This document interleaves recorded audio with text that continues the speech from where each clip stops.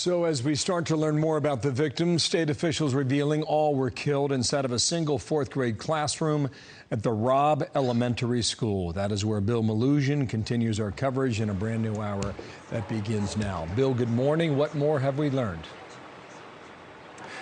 Bill, good morning to you. Just a few moments ago, I got a brand new update from Texas DPS telling me there are still 17 people injured as a result of this mass shooting. Specifically, University Health in San Antonio, a hospital, they're reporting they are still treating a 10-year-old girl who is in serious life-threatening condition. They are treating a 10-year-old and a 9-year-old who are both in good condition, and they are treating a 66-year-old woman who is in serious life-threatening condition. That is believed to be the shooter's grandmother, and Texas DPS tells me he shot her in the face before he went over here to this school to commit this mass shooting. And as you take a look at this drone video we shot of the scene as soon as we got out here yesterday, we'll explain the latest and where this investigation is.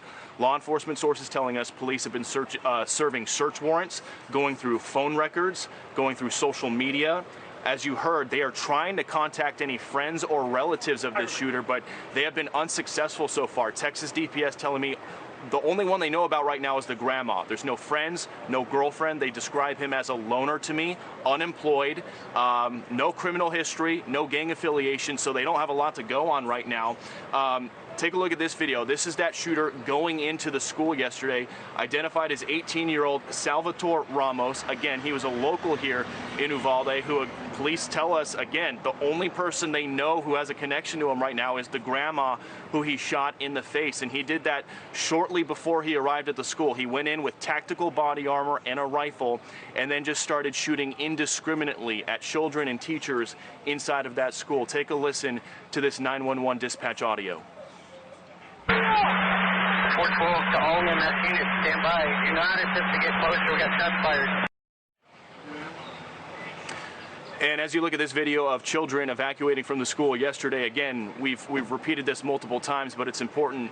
This school serves second, third, and fourth graders, incredibly young children, 7-year-olds, 8-year-olds, 9-year-olds, 10-year-olds. And the morbid details that we are getting from the shooting is this shooter went into one single fourth grade classroom, locked himself in, barricaded it, and essentially almost all of the casualties from this incident were in that one single classroom. Absolutely horrific. 19 dead children, 2 dead teachers. And as you take a look at more video of the aftermath of the scene there, the big question has been parents, loved ones, trying to get information on their children. We are now sadly finding out that some of the parents and loved ones that we interviewed last night who were looking for their little children have now gotten the worst news you can get, that those children did not survive, unfortunately. Incredibly difficult, heart-wrenching, life-changing news a lot of families here in Uvalde, Texas are getting today. Back out here live, I'm also hearing from law enforcement sources that a lot of those first responders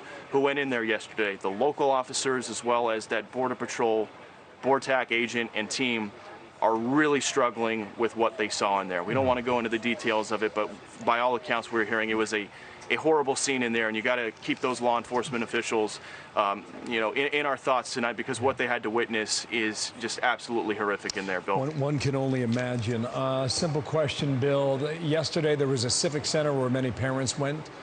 Is that still open and available today, or is there a central meeting place for families who have questions?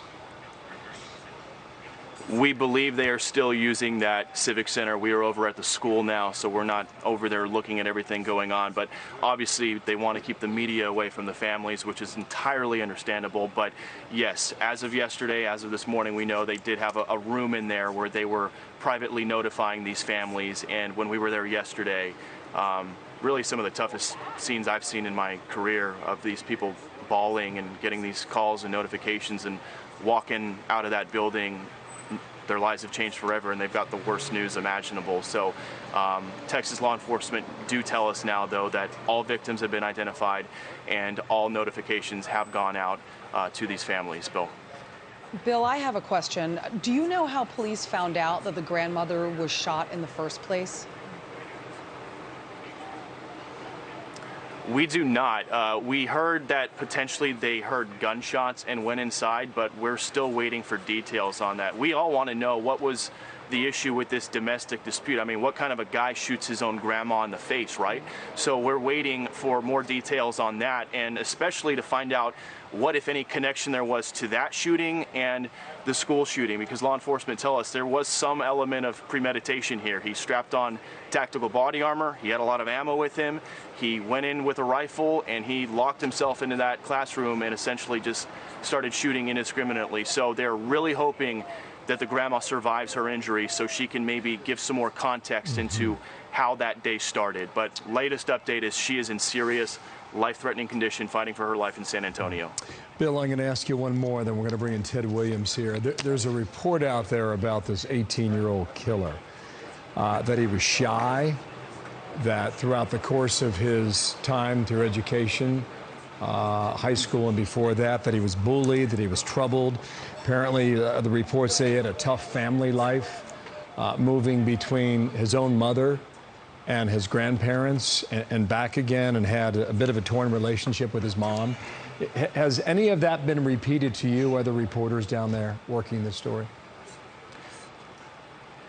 Not those specifics, but it certainly matches up with what Texas DPS just told us about 10 minutes ago, that he fits the profile of a loner, if you will. They're having trouble finding any family, any friends for him, no girlfriend. Nobody has come forward to say they know him.